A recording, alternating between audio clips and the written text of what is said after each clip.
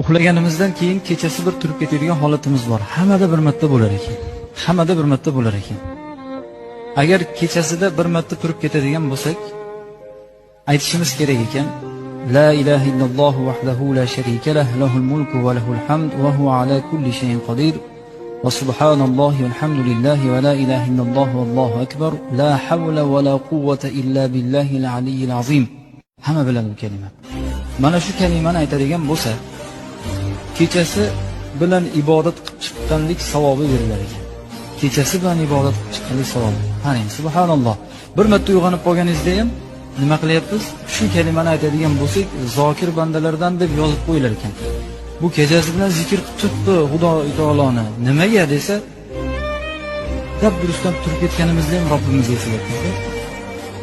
Dabdurustdan turib ketib qolganimizda ham nima qilyapmiz? Alloh taoloni qutlayapmiz. Bandaligimizni izhor